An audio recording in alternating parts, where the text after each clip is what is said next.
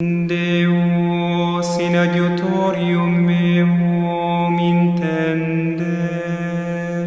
Domine, ad adiuvandum me festina. Gloria Patri et Filio et Spiritui Sancto. Sicut erat in principio et nunc et semper, et in saecula saeculorum. Amen. Alleluia.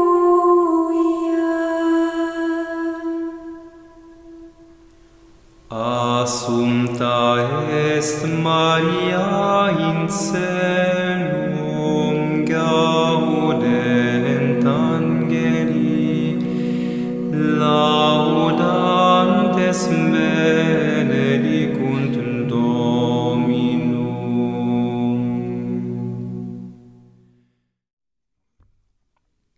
A arte de aproveitar as próprias faltas, segundo os ensinamentos de São Francisco de Sales. Por Joseph Tissot. Editora Cultor de Livros, canal Le Conde. Caros ouvintes, caso gostem do que aqui será lido, por favor, adquiram um livro. E caso gostem do meu trabalho, possam, devam e queiram auxiliá-lo. Isso é possível via Pix, PayPal, Apoia-se, Vaquinha, centavos serão muito bem-vindos. Também é possível comprar livros que chegarão até mim pela lista de desejos da Amazon, como nos fez o Herbert. Muito obrigada, querido. E também é possível auxiliar tornando-se membro aqui do canal. Os links estão todos no descritivo. Por favor, curtam, compartilhem, comentem, inscrevam-se no canal caso já não tenham feito, pois tudo isso faz muita diferença em termos de engajamento. Obrigada pela presença. Conto com a oração de vocês, é claro. E desejo que Deus vos abençoe, vos guie e vos guarde, meus caros. Eu desejo a todos uma boa escuta. Estamos na segunda parte, capítulo 5. Aproveitemos as faltas para firmar-nos na perseverança. A experiência das nossas faltas pessoais nos torna prudentes. O objeto deste capítulo foi tratado implicitamente nas páginas precedentes e, na realidade, não é senão a consequência dos dois últimos. Proporcionando-nos um conhecimento mais exato da nossa fraqueza e dando-nos, por assim dizer, maior direito à misericórdia divina, as nossas quedas devem levar-nos naturalmente a estar mais prevenidos e a recorrer com uma humildade mais confiante àquele sem o qual nada podemos e com o qual podemos tudo. Ora, sabemos que a desconfiança de nós mesmos e a confiança em Deus são dois penhores da vitória no combate espiritual.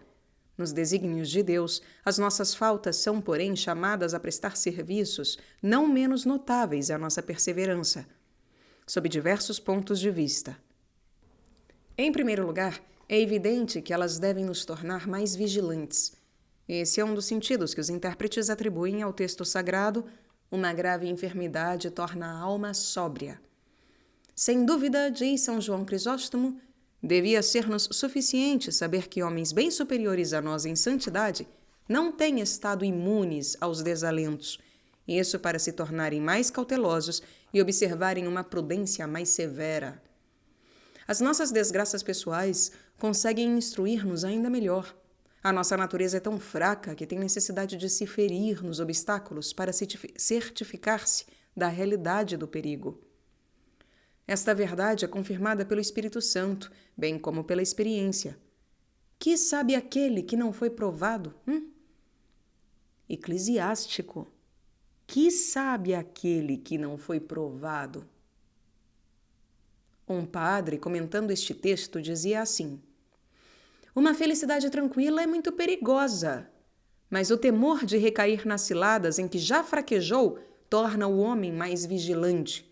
Por isso, um marinheiro que já se tenha visto em perigo está mais prevenido, pois a lembrança de um só naufrágio ocorrido por sua imprudência afasta-o muitas vezes para sempre dos portos inóspitos. Nossas faltas nos advertem para a fuga nas ocasiões de pecado. Esta é a primeira lição que a nossa vigilância deve reter das nossas quedas. Reconhecer e combater as causas, evitar a imprudência e a leviandade, e, acima de tudo, fugir das ocasiões voluntárias de pecado, que são o demônio dos demônios, como têm sido chamadas, e que engolem tantas almas. Os navegantes têm a sua carta marítima, onde marcam cuidadosamente os recifes encontrados.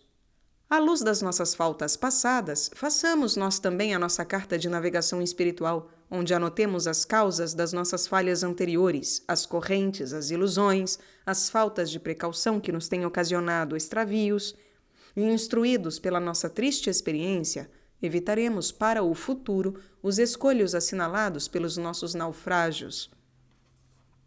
São Francisco de Sales não se esquece de nos aconselhar nesse sentido. Vê pelas vossas cartas as vossas pequenas quedas e imperfeições, das quais nem vós nem eu devemos nos admirar. São pequenos avisos para que nos conservemos pequenos e humildes diante dos nossos olhos e para que estejamos despertos como sentinelas de nós mesmos. As febres espirituais, tais como as corporais, geralmente são seguidas de alguns incômodos úteis para quem está em vias de cura.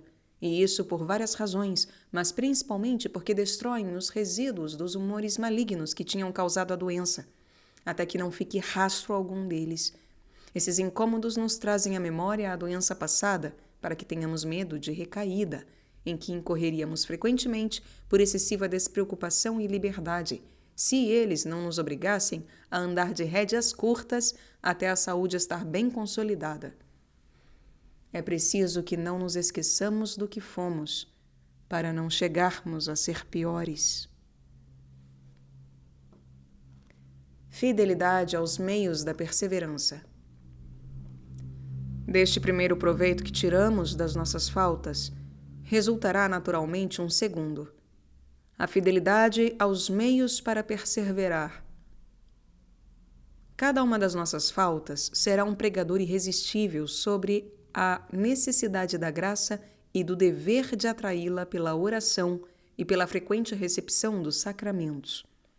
Essas recordações humilhantes sacudirão a nossa sonolência e estimularão o nosso fervor no serviço de Deus e na conquista das virtudes. São João Crisóstomo observava esse feliz resultado no seu amigo Teodoro. Assim como o caçador que atinge de leve um leão só consegue torná-lo mais furioso e impetuoso, da mesma forma, o inimigo do homem que procurou ferir-vos não faz mais do que redobrar a vossa generosidade e a vossa dedicação às boas obras. Santo Epifânio exprime a mesma ideia, servindo-se de uma lenda. Quando o cervo nota que vai envelhecendo, busca entre as rochas um ninho de serpentes e, metendo o focinho na fenda, traga um réptil. Imediatamente, com um esforço reavivado pela mordedura venenosa e empurrado por uma sede arrasadora, lança-se à busca de um manancial de água pura. E se o encontra em menos de 3 horas, bebe nele 50 novos anos de vida.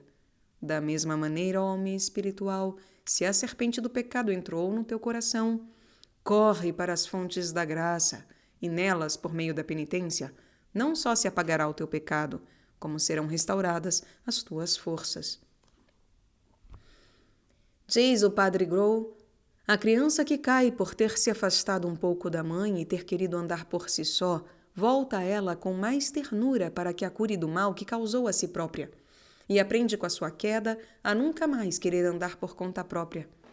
A experiência da sua fraqueza e da bondade com que a sua mãe a recebe fazem-na agarrar-se mais a ela. Encontramos todos estes pensamentos também na pena do mais amável dos santos, São Francisco de Sales. Retomai o vosso coração e colocai-o docemente nas mãos de nosso Senhor, suplicando-lhe que o cure. Da vossa parte, fazei também tudo o que puderdes para renovar os vossos propósitos, por meio da leitura de livros apropriados à vossa cura e por outros meios convenientes. Desse modo, ganhareis muito com a vossa perda e fortalecereis a vossa saúde à custa da vossa doença. O amor próprio, a estima de nós mesmos, a falsa liberdade de espírito, tais são as raízes que não se podem simplesmente arrancar do coração humano. O que se pode é apenas diminuir os frutos que produzem, que são os pecados. Porque os seus impulsos, seus primeiros ímpetos, seus renovos, não podem ser impedidos completamente enquanto estivermos na vida mortal. ainda que se possa diminuir a sua quantidade e o seu fervor pela prática das virtudes contrárias, sobretudo do amor de Deus. É, pois, preciso ter paciência e emendar e cercear pouco a pouco os nossos maus hábitos, domar as nossas aversões e superar as nossas inclinações ou caprichos assim que ocorrerem. Porque, em suma, minha querida filha, esta vida é uma guerra contínua e não há quem possa dizer: eu sou inatacável. O repouso é reservado para o céu, onde nos espera a palma da vitória.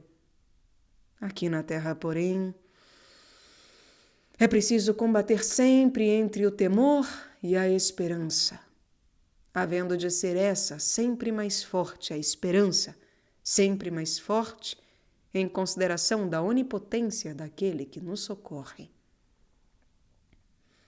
Meu Deus, como é feliz o reino interior quando o vosso santo amor nele reina! Que bem-aventuradas são as potências da nossa alma, obedecendo a um rei tão santo e tão sábio. Não, minha querida filha, sob a sua obediência e neste estado, ele não permite que os pecados vivam, nem mesmo alguma paixão mais baixa. É verdade que às vezes ele deixa os pecados aproximarem-se da fronteira, a fim de exercitar as virtudes interiores no combate e torná-las assim mais valentes. Permite até que os espiões, que são os pecados veniais e as imperfeições, corram aqui e ali pelo seu reino e o assaltem. Mas é unicamente para fazer-nos conhecer que, sem ele, todos os inimigos nos dominariam. Que quereis que vos diga, amada filha, acerca da reincidência nas vossas misérias, a não ser que, quando o inimigo voltar a atacar, é necessário tornar a pegar em armas e ter a coragem de combater com mais valentia que nunca. Mas, meu Deus, tomem cuidado para não cair em alguma espécie de desconfiança, pois essa celeste bondade não vos deixa cair em faltas para os abandonar, mas para vos humilhar e fazer com que vos firmeis com mais vigor nas mãos de sua misericórdia. A queda de Salomão nos recorda a nossa fraqueza e a malícia do inimigo. Vede, minha querida filha, que às vezes, pensando que já estão derrotados os inimigos antigos sobre os quais tínhamos conseguido vitórias, de repente os vemos reaparecer por onde menos os esperávamos.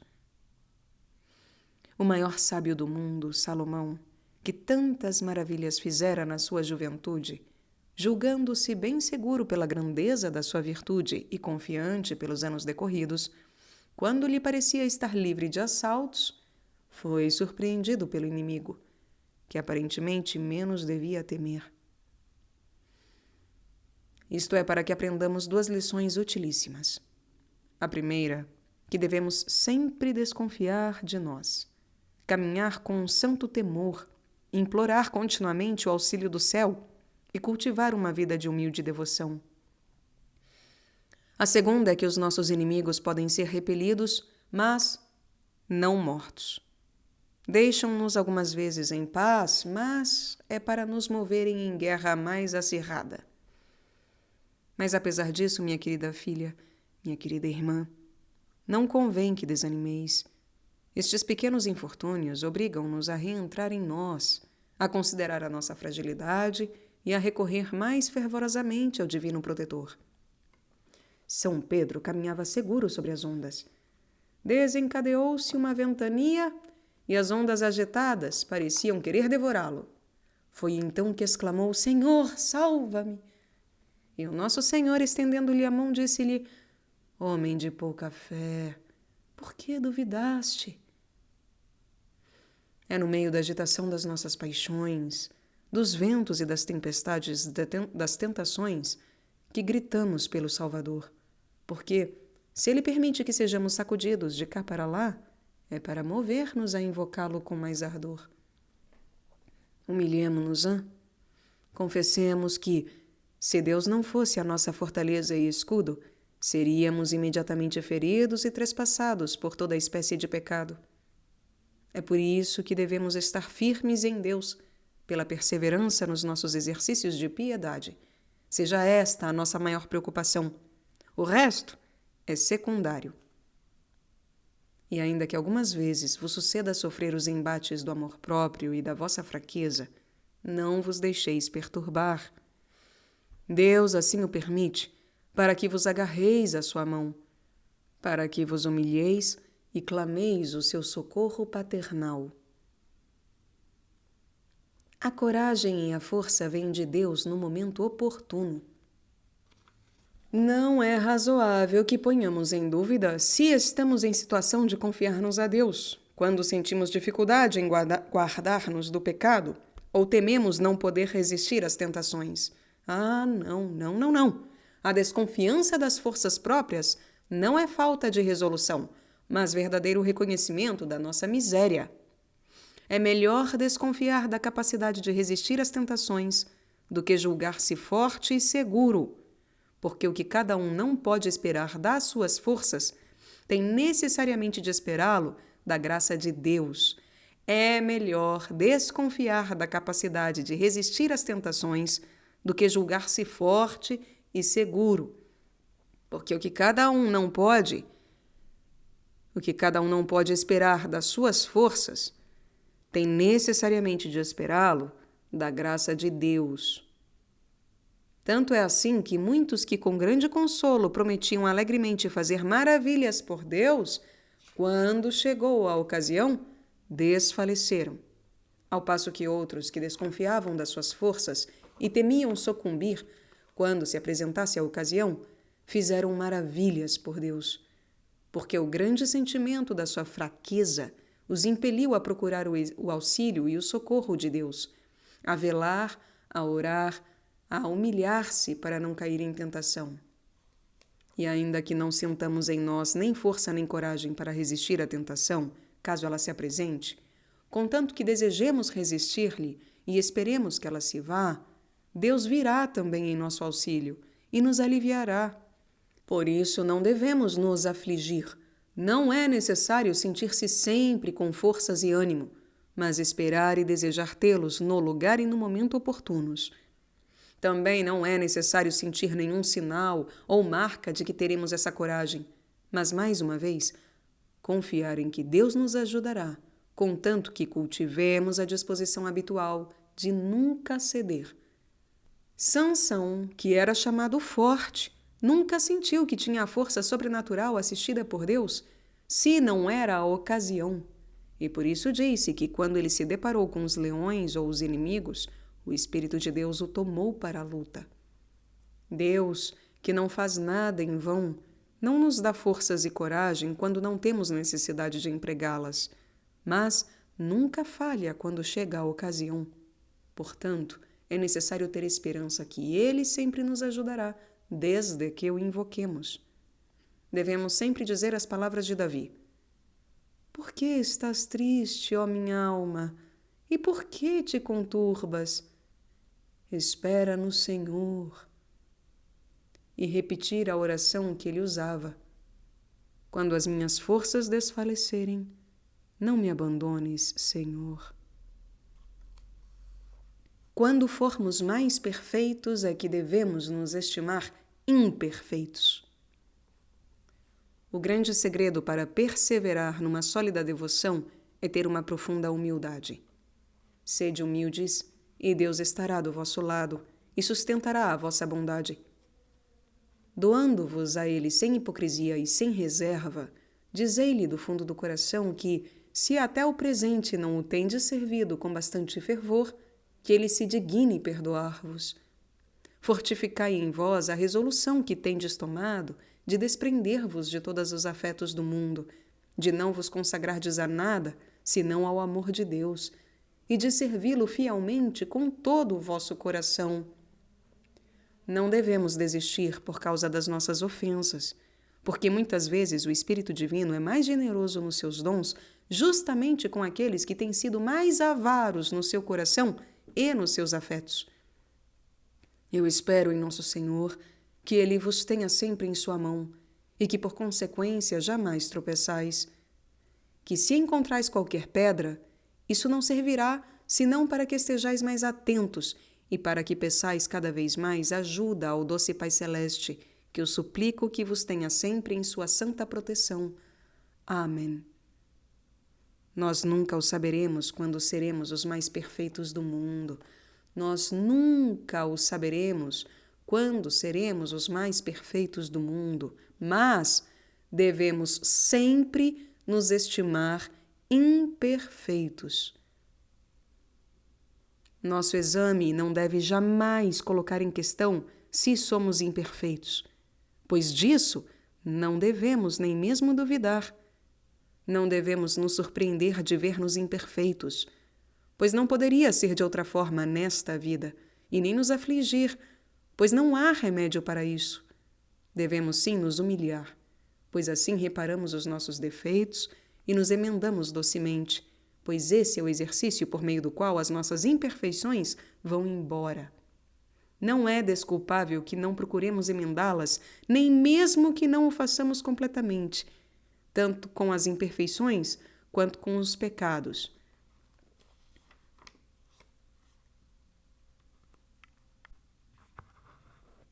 A lembrança dos remorsos e tormentos são úteis contra as tentações. Uma última vantagem que devemos tirar das nossas faltas, sob o ponto de vista que agora nos ocupa, encontra-se na recordação dos remorsos que elas nos deixaram, dos tormentos que nos causaram e das reparações que nos exigiram.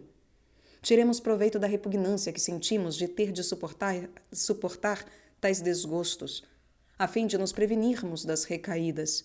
Tiremos proveito da repugnância que sentimos de ter de suportar tais desgostos, a fim de nos prevenirmos das recaídas. Digamos a nós mesmos, no momento da tentação: ó minha alma, lembra-te do desassossego que se seguiu às tuas faltas, quando tiveste a infelicidade de as cometer. Recorda-te do que te custou apagar os seus traços e reparar as suas consequências. Lembra-te das angústias que te torturavam quando pesavam sobre ti pecados como este, do terror que te esmagava ao pensares no juízo de Deus, da vergonha que tiveste de vencer para confessar as tuas misérias no santo tribunal da penitência.